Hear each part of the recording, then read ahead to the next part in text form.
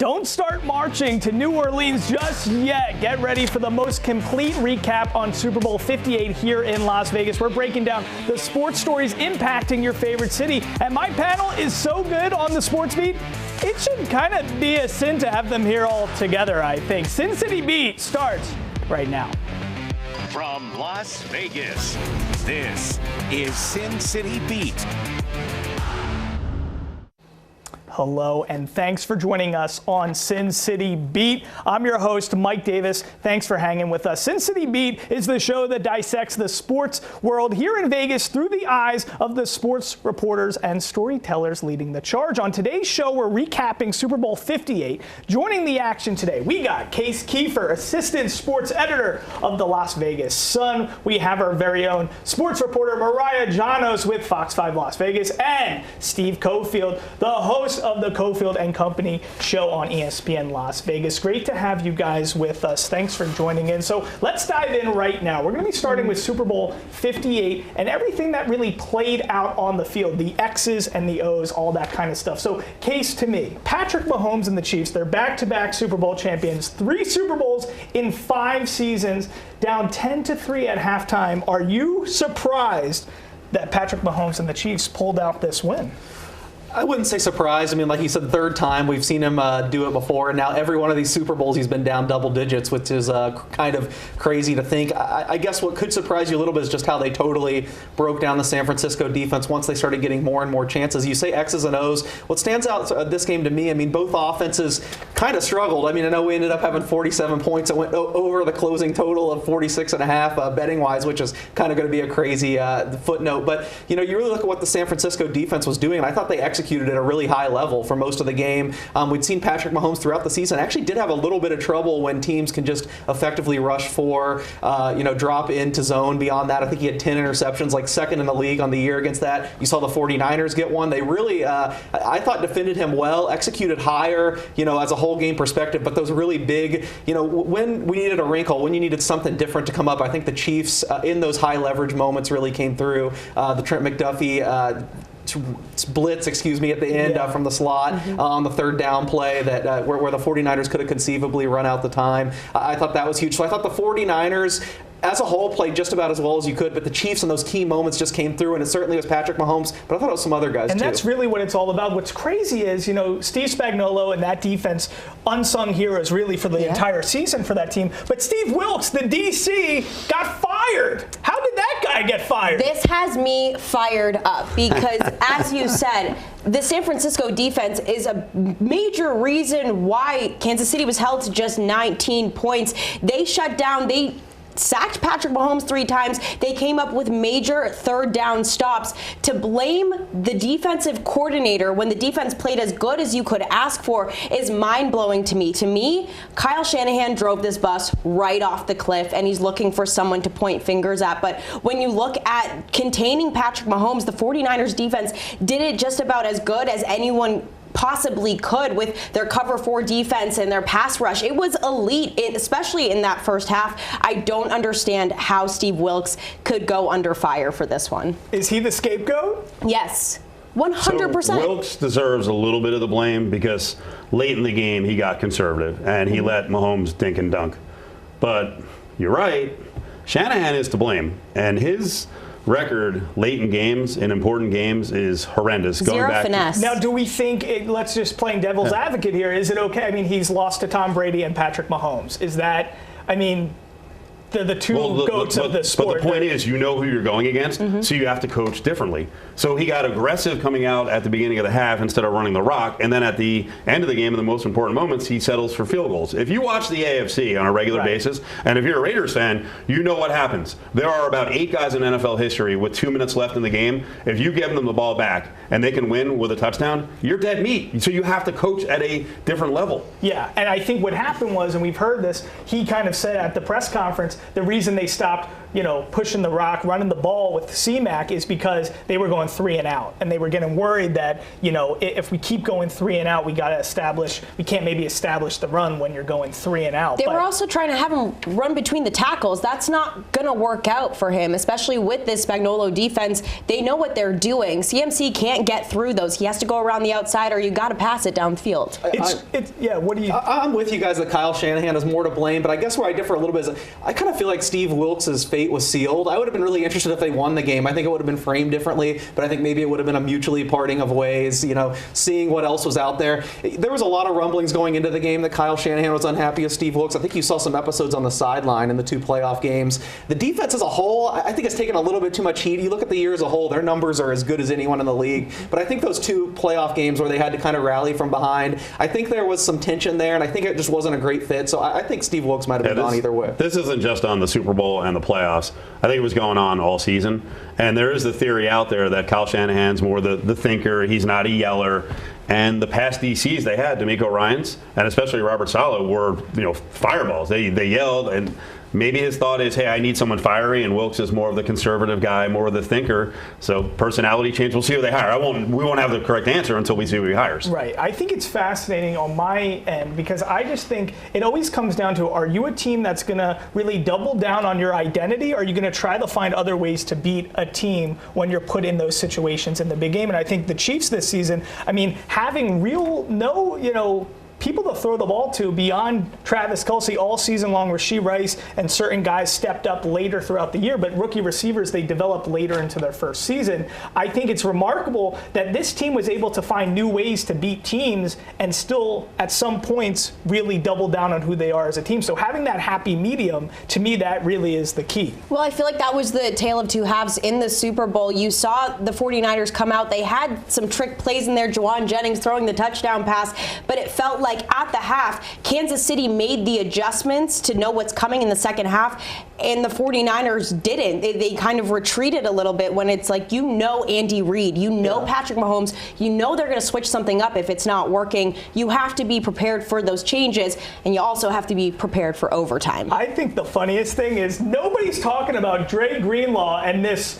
He looked like my Uncle Lewis trying to go play, backyard football so sad. and getting all. He literally injured himself walking onto the field. That was an unspoken. I think people should be talking about that more. I think there's a lot of small things like that people aren't talking about. I think this game is going to be not remembered for as close as it was. There's so many little things. If it just breaks differently, we're not talking about this dynasty. We're talking about the 49ers winning. Drake Greenlaw, when a linebacker goes down, I'm usually the guy that's like, all right, in the end, linebackers don't really mean that much. They're going to be fine. They have good depth. But I think that was a huge moment of the game. How well were they covering Travis Kelce before that? Greenlaw was all over him. He's a really good guy in coverage. I thought they had a lot more problems with Travis Kelce after definitely. that. Yep. Guys, we have a lot more going on here with Sin City Beat. We're just getting started. Stick around because after the break, we're discussing Vegas as a host city. How did our home team do? Our hometown do, rather. Well, we'll tell you that. You're watching Sin City Beat. I'm telling you, that's a nice logo. I love that. I was about to say that. That's a nice logo. Welcome back to Sin City Beat. I know fans and the NFL are already looking to New Orleans for next year's Super Bowl. Then after that, the big game goes to Santa Clara on the Niners' home turf in 2026 and SoFi Stadium in Inglewood for 2027 where the Rams play. But let's talk about how Vegas played out as a host city. Mariah, the fact that Vegas even hosted a Super Bowl, for the longest time, it wasn't even a thought on people's minds. And now it seems like the entertainment capital of the world knocked it out of the park. What did you think? You covered the game. You covered all the action all week long. Yeah. How did we stack up? It's funny because not only did we not expect to ever have a Super Bowl here, but we never even expect to have an NFL team here. So that was the first thing. And then the Super Bowl coming in. I think Vegas absolutely crushed it. There was something for fans of all ages. And I think what makes Vegas stand out opposed to SoFi or even Phoenix, everything from what I heard in Phoenix and SoFi, everything's more spread out around the city. You had to go, drive a ways to go to different events, whereas everything was confined to the Strip here. You got Mandalay Bay, and then you go across the way to Allegiant Stadium, and then there's everything in between. So I think just the setup of it was really convenient. I think no one knows how to host big events like this.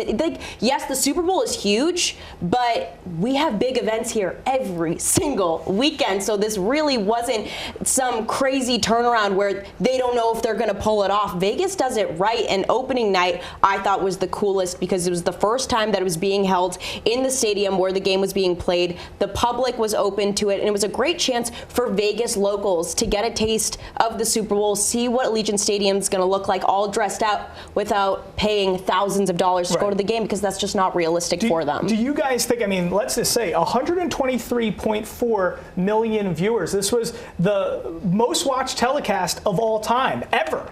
Did Vegas have a part in that, in being the most watched telecast ever? Maybe a little tiny hand, but I think the much bigger hand was Taylor Swift, to be perfectly honest. Really? That boosted the Are you a ratings. Swiftie, Case? I am not a Swiftie, but I'll tell you what I am. I am a Las Vegas guy through and through. I know I haven't been here as long as Steve, but I've been here 13 years now. I've been to 4 other Super Bowls, or at least in one other Super Bowl week. And to what Mariah was saying, I think this was just, and I'm biased again, but so far the best. I mean, most of these Super Bowl weeks, everything's so spread out. I feel like I'm spending half my time in traffic. I was spending some time in traffic this week too, of course, but that's because I live here. You know, it was just so nice to have everything there, all the events. You could walk to the game, walk to the opening night. I thought Las Vegas absolutely killed it. I don't know if it contributed to the ratings, but I think it did a great job as a host city. Steve, are we going to be exchanging friendship bracelets after the show? Tell us. I mean, am I the oldest male Swiftie in existence? I mean, what is the Swift element? I mean, it's a big deal. Yeah, I think it was part of the ratings, and the numbers swelled to like 200 million total. I mean, the NFL is hot as a pistol right now, and Vegas as a Super Bowl city, we all talked about it. We were going to nail it. Everything is condensed into a 4-mile area. I will say next time around, I think it's ridiculous that they put them out at Lake Las Vegas. These are adults. These are professionals. I said it on radio. I'll say it here on this show. Guys like Boomer Esiason were saying, oh, there's going to be a lot of trouble. Boomer played in an era where there were a lot of problems. One of his teammates went AWOL before one of their Super Bowls.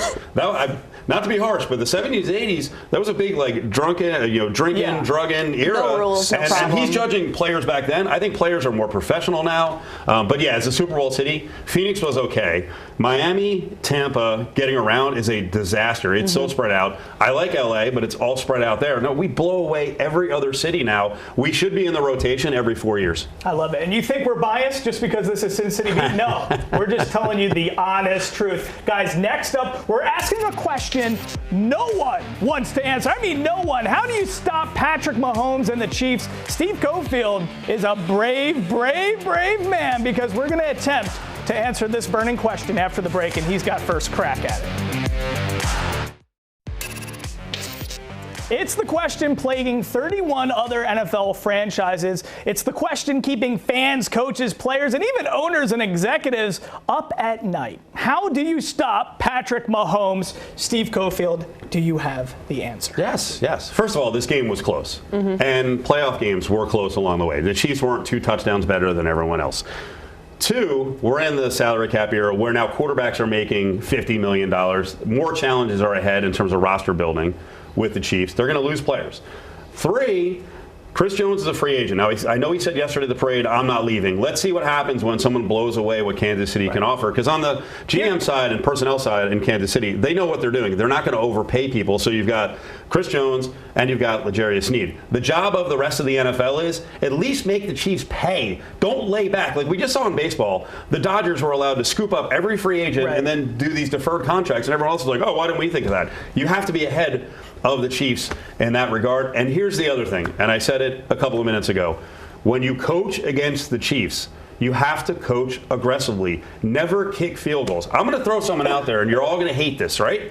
The master of solving the Chiefs and putting them in a position, and Chiefs fans feared this guy and his quarterback, Brandon Staley. Go ahead, make faces, right? But over the 2 years that he was there, when he was doing the right thing in terms of analytics and data and going forward on 4th down, Chargers went 2-2 against the Chiefs. The 2 wins the Chiefs got went to overtime. Right. Now, Herbert's great. You got to have a really good quarterback. But you never give the ball back to Mahomes with time left on the clock and kicking field goals. And I'm talking about going forward on 4th down like in the first quarter. Anything inside of 4th and 3, you're 40 on down, you go for it. Because if you trust your quarterback and your offense, you put the right amount of points on the board, and it puts them in a position where they can't do this dink and dunk stuff. They have to throw down the field. Be aggressive. Let's dissect even deeper, because I think there's this narrative, okay, we're going to have these quarterbacks on rookie deals, on these cheap deals, so we can start spreading the wealth and paying all different types of personnel so you can have a loaded roster like the 49ers did. Look where that leaves you. So the thing is, you start having these situations, these franchises, Dak Prescott, these cap hits that these quarterbacks are making are big, big chunks of money. So it's starting to get weird in terms of, do you lean towards that Brock Purdy concept and how Russell Wilson won with the Seahawks on those rookie deals? Or are you going to need these elite level quarterbacks who can really stand toe to toe with Mahomes? Because last year, I mean, say what you want, but Hurts did match him toe to toe beyond that fumble.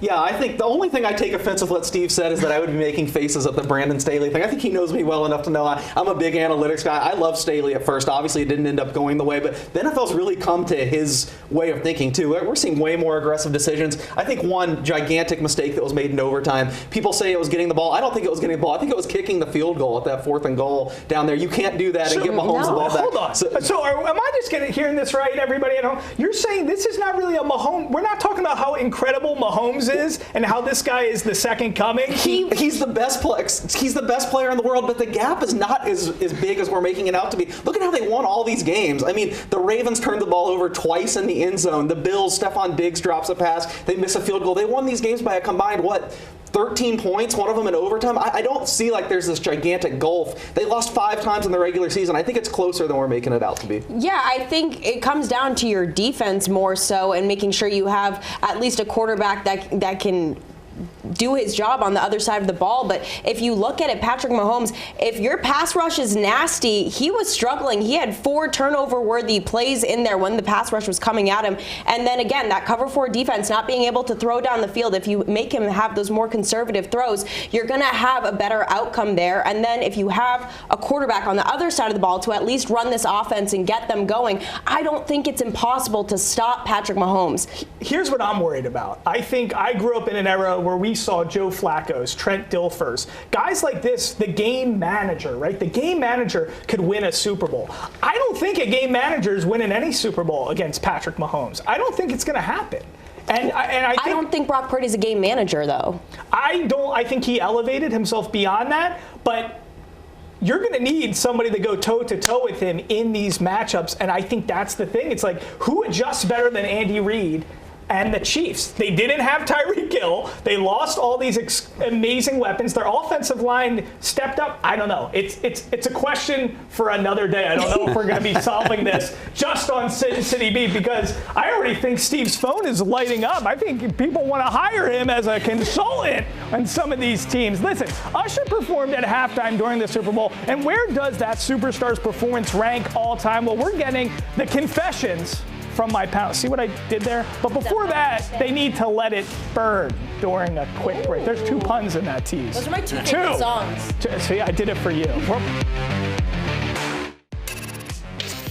Usher's Super Bowl performance is officially the most viewed halftime show in Super Bowl history. The 13-minute performance recorded 129.3 million views, breaking the previous record set the year prior by Rihanna. Now, before we go, we need to talk about Usher and this halftime show. So where does this rank all time in terms of halftime shows? Mariah, is Usher your boo? He honestly is. Especially when Alicia Keys was brought out, I lost my mind. I think what really added to it was the guests that he brought out for the performance. And I love how he set it up like Justin Bieber is going to perform to get all our eyes watching, knowing very well Justin Bieber was not going to perform. But he got some other surprises in there as well. Bringing back Alicia Keys, there was such a nostalgic feeling about this one. And it reminded me of SoFi Stadium halftime show with Eminem and Dr. Dre. And it had that same vibe.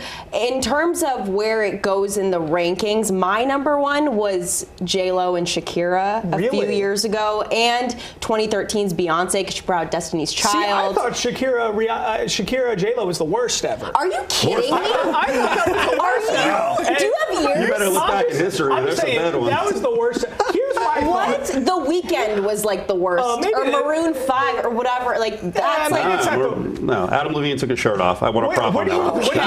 What do you guys think? Maroon 5 was terrible. I think I love the Thank you. Weeknd one. They said they were going to go more relevant and have all these more relevant performers, and I thought Usher was good. I think he set a bar. It was fine. We can judge half or below, half or below. I Who like can the roller Weeknd skate like because that was the one that was popping at the The roller skates were time. big. The roller skates were crazy. Listen, nobody roller skates anymore, number one. Number two, you can't, when it comes to like halftime performance, you're looking for the gravitas. Taylor Swift in the box was a bigger deal than Usher. So if we go back to Rolling Stones, we go back to Prince, we go back to Tom Petty, those are the people that grace that stage and they're like, I'm basically at the most amazing concert of my life and I'm also at the Super Bowl. That's what it's about. Right, but also as a performer, you're paying for your entire performance. They pay you like They don't pay you. They pay you like $600 to Yeah, go 'cause- do the halftime show. Because it's $100 million. exposure. You though, still moving forward. That was the estimate in terms of new business. But in the past, that has been what has scared artists away from doing it and taking it on because you're building up your own show. So I'm the old guy on the show. Prince is the best ever. The performance in the rain. And think about it. Football players talk about it all the time. I am willing to go on the field and die to get this victory. That guy is out there in the rain playing an electric guitar. He could have died that night. He could have got a sore throat at the very least. I'm a big Prince guy. And totally as well. agree with the hip hop in LA. Yeah. An ode to greatness. That was loved it. awesome. Case nothing on Janet Jackson, Justin Timberlake. You don't want to talk about that. That one would be below. That's Steve's wheelhouse. You can ask him about that. That's Mike's favorite. Now, That one is Mike's we joke favorite. about it, but on Sports Talk Radio, it ruined us for like 5 years because all of a sudden we Really? were targets. Everything had to get sanitized because people were outraged. Right. A very small minority. I were actually outraged. thought some after that were really strong. I think Prince was a couple years after that. To speak for the, I guess, middle-aged to older white Caucasian target, I thought Bruce Springsteen had a terrific halftime show. I'm kind of a traditionalist that I don't need all these guests, although I thought Alicia Keys, I do agree, was the best Loved part it. of I will Usher's. still say I was hoping last year, I am an Eagles fan, but Chris Stapleton doing the Star Spangled Banner. I think Post Malone crushed it this year. He That did was a good great. job He too. did really I well. thought he did an incredible and Reba, job. all right, it wasn't bad. I know a lot of Reba people. was Reba. She delivered her standard. It wasn't bad. Guys, listen, maybe next year one of us will be gracing that halftime performance stage. I think Steve can belt out some karaoke. I have a funny feeling. Listen, thank you so much. I want to thank my great panel, Case Kiefer, Steve Cofield, Mariah Janos. I'm Mike Davis. We'll see you next time on Sin City Beat.